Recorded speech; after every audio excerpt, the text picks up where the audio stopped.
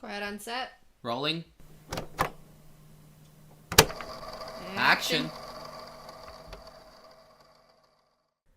Okay, everyone. Hello. Long time no see. I hope you all are so excited for today's episode. We are finally finishing up the Twilight segment. Today's episode is all going to be about the world of Twilight.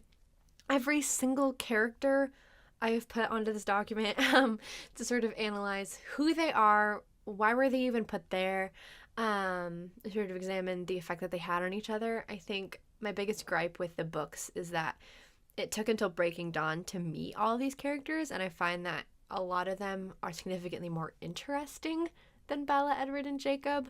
So I'm curious if you guys think the same way. I'll try to make this quick, as there are so many characters to think about and take into account. So let me know what you guys think, and might as well get started.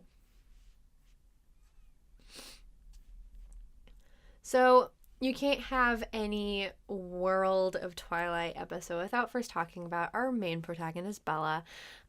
So Bella was born by mother Renee Dwyer and father Charlie Swan.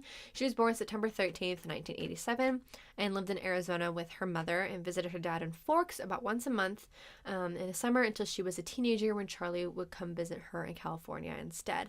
When she would come visit Forks, she became friends with Jacob Black and his sisters. And as we all know, kind of the first book, she moved back to Forks in the middle of the junior year of high school when the events of Twilight happened. In Twilight, she becomes friends with the following group of human beings. Mike Newton, who has a crush on Bella and is a co-worker of hers at his parents' outdoor recreation store. She also befriends Jessica Stanley, who has a crush on Mike, and I believe they become sort of an on and off again couple. And because Mike has a crush on Bella, she's very jealous of Bella. Next was Angela Weber. She's a genuine friend of Bella and was also the girlfriend of Eric/Ben. I say Eric/Ben because he was Eric in the books and Ben in the movies. The choice of doing that, I still do not know why. And he, in particular, has a crush on Bella as well. But after being friends with by Bella, he sort of accepts it instead of Mike, and decides to date Angela instead. She somewhat becomes friends with Tyler Crowley. He is the one who accidentally almost hits her with his van in the first book. And because of that, he tries to take her to junior prom, despite her saying no. And we don't really see much of Tyler after that. She doesn't really become friends with him. And then there's Lauren Mallory, who has a really big crush on Tyler and completely dislikes Bella. She doesn't like anything about her. And sort of rallies Jessica in on the Bella hate train as well throughout the books. And like I said, as Bella moves back to Forks, she becomes friends with Jacob. So now, on to Jacob. So who is Jacob? So Jacob's mother is Sarah Black, who has unfortunately passed away by the events of the first book. His father is Billy Black, who happens to be Charlie Swan's best friend, aka Bella's dad's best friend. He was born January 14th, 1990. He has two older sisters, Rachel Black, who gets imprinted on by Paula Hote. In case you remember, imprinting is pretty much like a soulmate match in the universe sort of thing for werewolves. And then there's Rebecca Black, who gets married to a Samoan surfer and decides to move to Hawaii with him. He is the great-grandson of Ephraim Black, who is the former chief and alpha of the former tribe that the Cullens met originally. And Jacob, as we know, also becomes a werewolf and becomes a member of the Kilauea tribe. So now that we're on the Kilaueats, let's talk about their pack structure, who's in the pack, and how they relate to each other. So because, just as a side note, because this is a tribe, they're all related to each other in one way or another, whether it be through distant cousins or from direct family trees. So first up, we have Sam Yulee, who is the alpha of the pack. He is the great-grandson of Levi Yulee, which was a former member of the tribe with Ephraim Black. He's currently engaged to Emily Young, who is his imprint, and he is the ex-boyfriend of Leah Clearwater. Obviously, we have Jacob. He was, I believe, beta in Sam's pack, but as we see in Breaking Dawn, he forms his own pack and therefore becomes alpha of his own pack. Next up, we have Paul. He is third in command of the tribe. And like I said earlier, he imprinted on Rachel Black. He is known to have angry outbursts. Next, we have Embry. He was originally one of Jacob's friends before joining the tribe, but became a part of it nonetheless. His parentage in particular is sort of under investigation throughout the book. I doesn't really say exactly who might be his father, because the gene gets passed on the father's side, not the mother. So his father could potentially be Sam's, Jacob's, or Quill's father, aka he could be Sam, Jacob, or Quill's stepbrother, because his mother, I guess, didn't know who the father was, or claimed it was a father that was not related to the pack, which wouldn't make any sense as to why he would become a werewolf. So quite the scandal. Is touched upon only like one time in the book, and we do not really hear about it much after that. Next up, we have Quillatera the Fifth. He's also one of Jacob's best friends before joining the pack. He is the great-grandson of Quillatera the Third, who was part of the original pack. They, I guess, just passed on the name. He imprints on Claire Young. Claire Young is Emily Young's niece, who, like I said, is engaged to Sam, the alpha. Claire is only like 2 or 3 years old in the book. I'm just going to say that because that's horrifying that his soulmate's a 2 or 3-year-old girl. But again, it's mentioned one time and brushed off. So next we have Jared Cameron.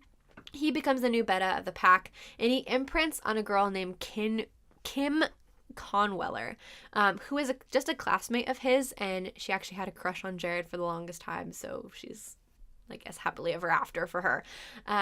Next up, we have 2 of the youngest people in the pack. They transform when they were both only 13 years old, due largely in part to the influx of vampires coming in Eclipse and Breaking Dawn.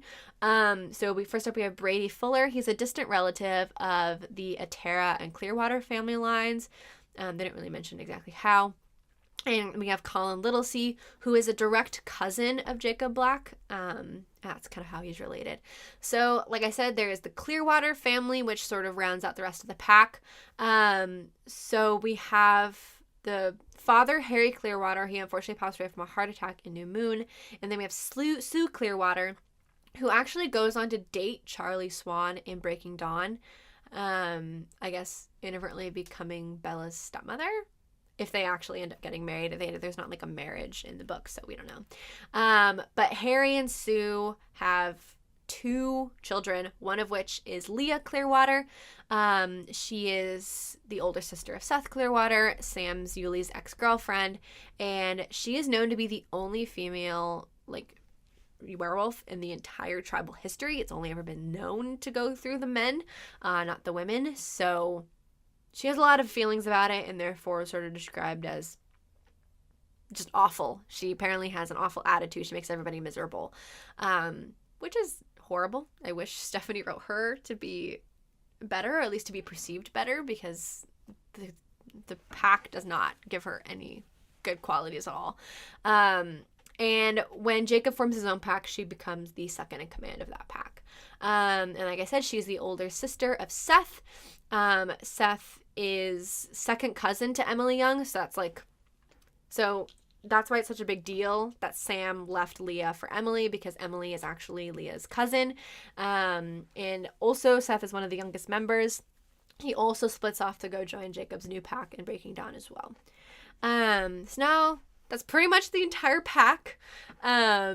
And like I said, there was an original pack that met the Cullens when the Cullens arrived at Forks first. This is not the first time the Cullens have lived in Forks. The first time, I'm going to assume, was around the 50s or 60s, or even the late 40s. And I'll tell you why in just a little bit. So, on to the Cullens. We'll start off with Edward Cullen, obviously, because he's one of the main guys. So he was born June 20th, 1901. His father was Edward Mason Sr. and mother Elizabeth Mason. His adopted father is Carlisle. A little bit about Carlisle. He was born in the year 1640 in London. He was the son of an Anglican pastor. And his father would be basically hunting all sorts of monsters. Because I guess back then they were more common to be hunted. But Carlisle unfortunately got changed while he was hunting vampires. And he was so against that, he decided to hunt animals as a way to make himself feel better about the situation, hence becoming like a vegetarian as we know him today. As well as wanting to feel better about his situation, he studied to become a doctor to help save lives. And this is around the time when he meets Alistair. So Alistair is a European nomad, and he's credited as being a really great tracker. He can track his prey at large distances, and they sort of have this very brief meeting. We see Alistair again in Breaking Dawn when he's asked to be a witness for the Volturi, or against the Volturi. So after meeting Alistair, Carlisle goes and joins the Volturi. So I'll give a quick rundown of the main group of the Volturi just so you have a great idea. So first we have Arrow. He's one of the main leaders. You could even consider him the main leader because he talks and does the most. So he has the gift of being able to read every thought that someone's ever had in their entire life just by touching them, like on like their hand or their body. He's married to a woman named Sulpicia and is the older brother of Dime. I'm so sorry if I'm saying those names incorrectly. Next up we have Marcus. He's kind of like Arrow's direct partner to lead the Volturi. He has the gift of identifying relationships or emotional ties that people have between each other. He's married to Dime, but scandalous, Marcus and Dime actually wanted to leave the Volturi to be on their own, but Arrow decides that he was going to murder his sister, Dime, instead, as a way to keep Marcus still working for him. And then the third leader of the Volturi is Caius. He was one of the final ones to join, and he married Athenodora. He has no gift, but he's just sort of like has a leader attitude and personality. So there's the main group, and Carlisle joined them. So Carlisle left. He wasn't interested. He wanted to still be a vegetarian. So a little bit more history about Carlisle. In 1911, he was assigned to treat a woman by the name of Esme Ann Platt.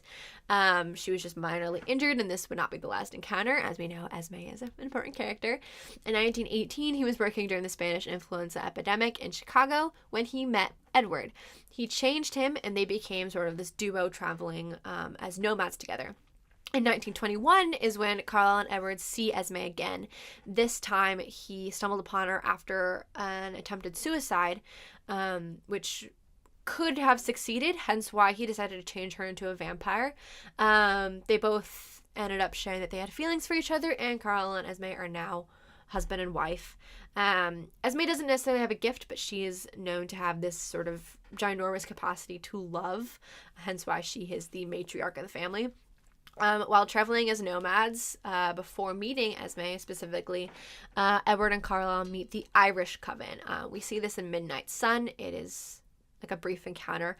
But apparently this is why Edward leaves Carlisle initially to go live and hunt humans, because he thinks that the Irish Coven are so strong and so beautiful because they're hunting humans instead of hunting animals. And as Edward realizes, this is not really the case. He decides to stay with Carlisle in the end. But the Irish Coven in general is led by Siobhan.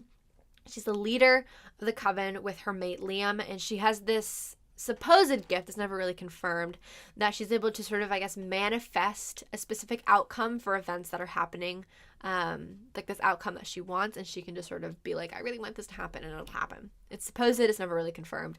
Like I said, her mate is Liam. He doesn't have any particular gift. He's just sort of there. And then there's Maggie. I believe she was changed by Siobhan and sort of brought into the family. And she's the youngest member. Because of that, she has the gift of being able to know if she's being lied to. That's pretty much her entire thing. So now we go on to the rest of the Cullen clan. After Edward, I think this is after Edward comes back to join Carlisle and Esme again. That is when they meet Rosalie. So Carlisle stumbled upon Rosalie in a dark alley after she was sexually assaulted and was killed by her fiance and his friends. She was turned to save her life, but Carlisle is also said or like thought, and Edward found this out, that maybe Rosalie could be Edward's like lover in the future, and that's also kind of a motive for him to change her into a vampire. But obviously they did not like each other like that. Edward was not interested, so that would not be the case. Rosalie actually ended up finding Emmett McCarty. That was his last name. But while she was hunting, he was in the process of being mauled to death by a bear. And she felt like she couldn't change him on her own, so she carried him all the way back to Carlisle, who ended up changing him. And Emmett and Rosalie became a couple soon after that. So now we have Alice and Jasper, and I separate them from the rest of the Cullens just because they were changed on their own and joined the Cullens because of Alice's vision. So Alice was born Mary Alice Brandon and was institutionalized at a young age by her family. She ended up being changed into a vampire after being tracked by the nomad James, who we'll discuss later. We don't really know who changed her. It was just sort of this unknown vampire who did. Once she became a vampire, whatever she was institutionalized with at the beginning transformed itself into being able to see the future, and that became her ability. So then Jasper was born Jasper Whitlock and became a major in the Confederate Army before he stumbled upon a vampire named Maria, who ended up turning him and had her join this newborn army that she was creating, a newborn vampire army at that. He became friends with a guy named Peter.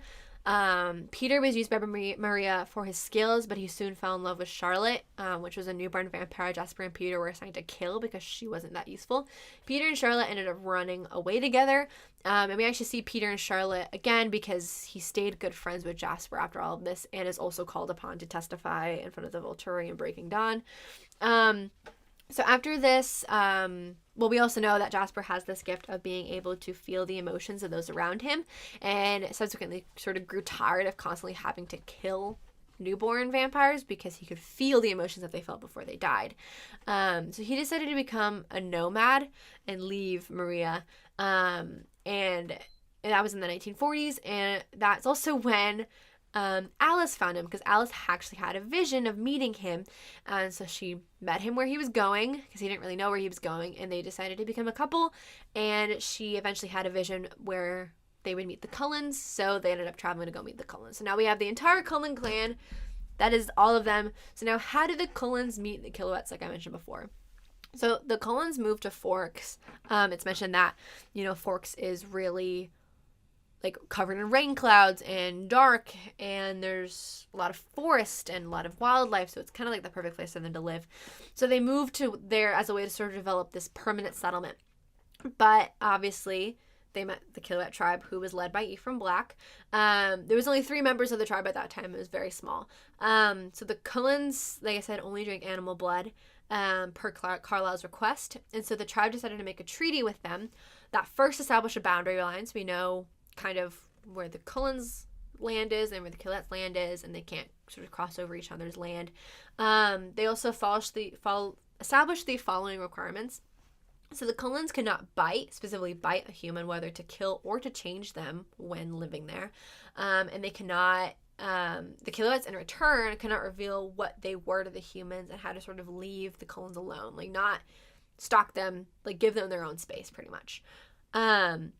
So all of those events that I just mentioned and all those people already exist and have happened before Twilight Book 1. So let's go into Twilight Book 1 and sort of put it all together. So as we know, Bella met Edward at Forks High School a couple of years after the Cullens moved back to their initial settlement.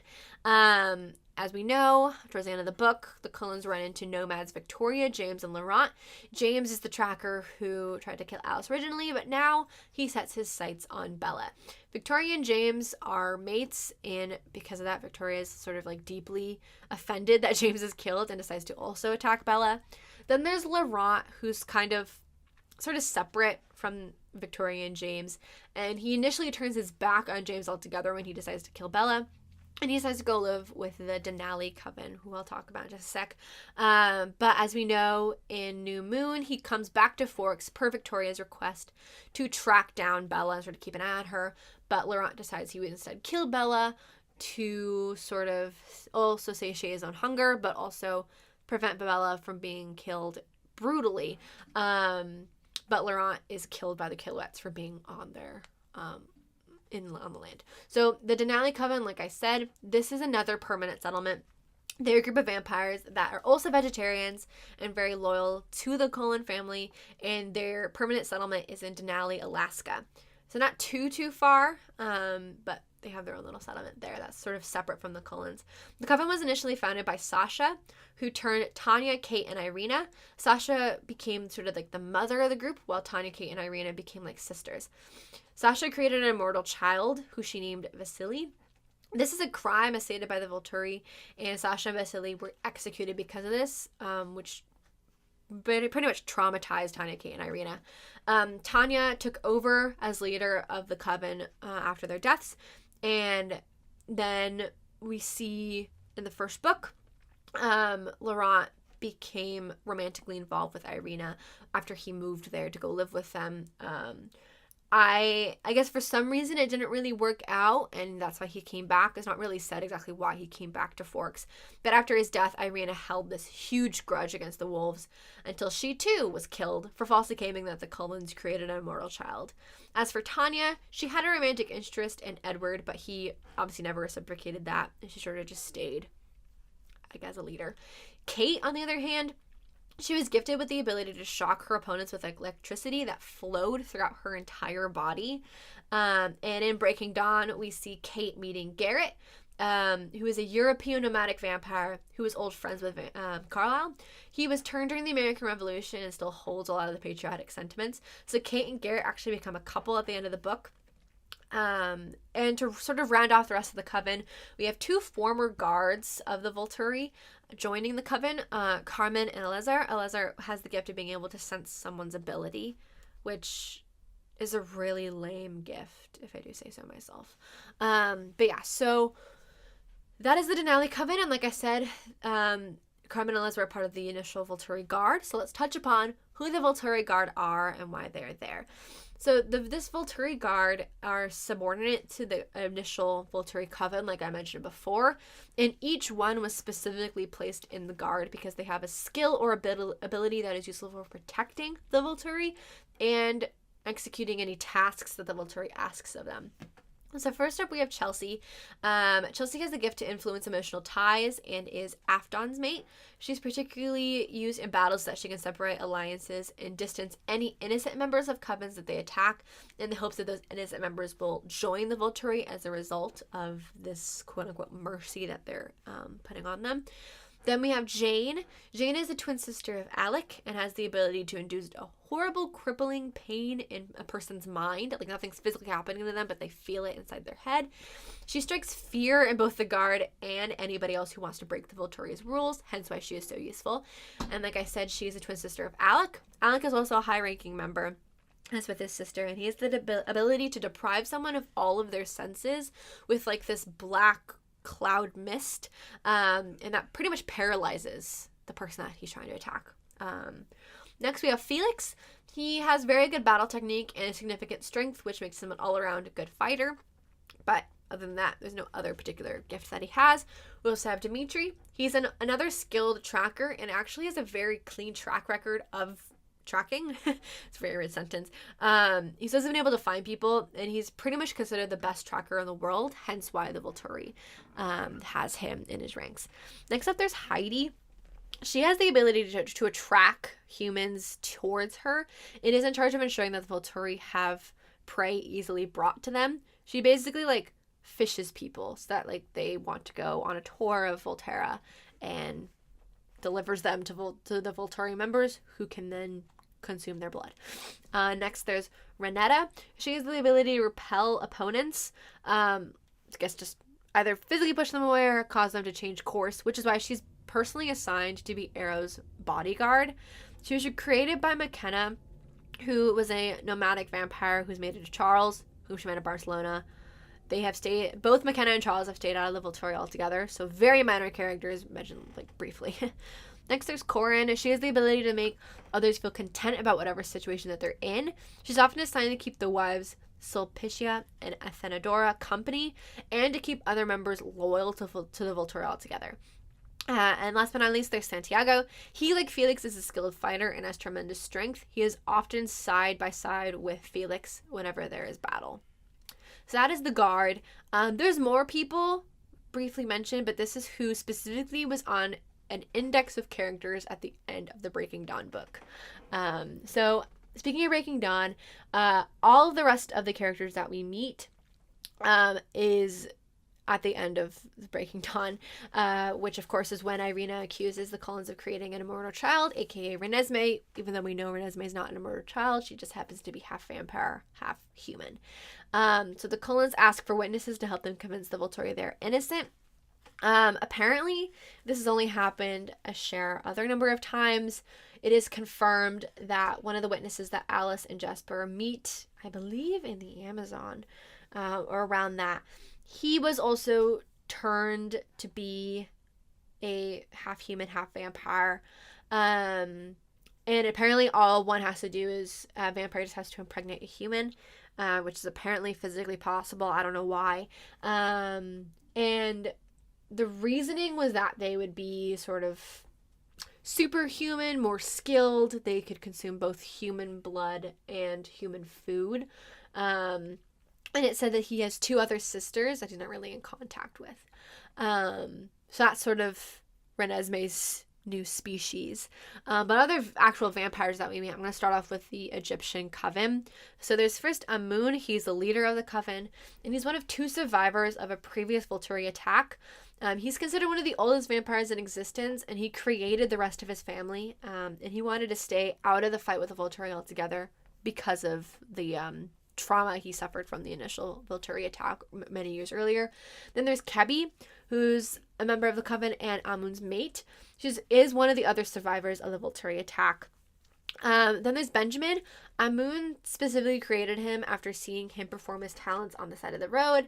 He has this ability to influence the elements, fire, water, earth, air. He's pretty much the Avatar. And as a result of that gift, Amun hides him from the outside world. And Benjamin sought out Tia.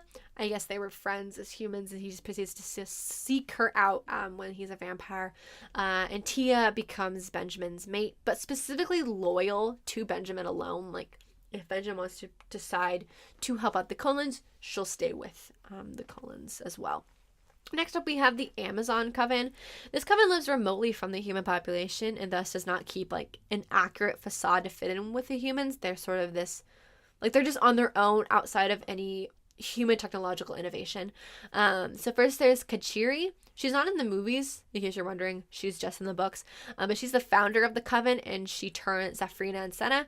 Zafrina has the ability to make someone have like vivid visual hallucinations, which I think is used on Edward and Bella, but specifically Edward in Breaking Dawn to like show off her skills. And then there's Senna. She specifically sticks by Zafrina the most. They're like really good like sisters, but she doesn't have any specific ability. Then there's the Romanians. So the Romanians were the initial like founding government rulers of the entire vampire world, but they let their existence sort of be known while the Volturi was sort of against humans knowing what they were. So Stefan is one of the founding members, and one of the only 2 survivors from when the Volturi attacked and overturned their rule. The other founding member and survivor is Vladimir. Vladimir and Stefan are sort of just alone as companions together. They stick as like nomads within themselves. And then the last couple of nomads that we meet as for witnesses in Breaking Dawn is Mary. She's a North American nomad who was born in Nova Scotia in 1890 and was turned into a vampire after her 28th birthday. And then there's Randall, who's an American nomad who became a vampire in 1963 at 18 years old and befriends the Cullens after meeting them by a chance meeting. So yeah, that's everybody. It is so many people, so many different powers. I think some of them are pathetic. I think some of them are great. And like I said, we don't really get to know them more than just by this. And there seems to be a whole lot of history, especially with the Volturi and the Romanians, that we're just, I guess, never going to hear about. I think I mentioned this at the beginning, that it's supposed that Stephanie Myer is just going to write a sequel that is based on the relationship of Jacob and Renesmee, which nobody wants. I wish she would maybe talk more about the Volturi, maybe even talk more about the Denali coven or even the Egyptian coven. Just, I feel like these people are so interesting, but we get so little about them. But there's your crash course into the entire Twilight universe. Let me know if I missed anybody. I don't think I did. I have post-it notes up on my wall as we speak, of every single character. But yeah, thank you guys so much for listening to my entire Twilight series. I hope you loved it as much as I did. I'm taking a little bit of hiatus from this book series, but let me know what book you want me to do next. I'll be so excited to work more on this. And yeah, thank you all for listening, and I'll see you guys next time. Bye.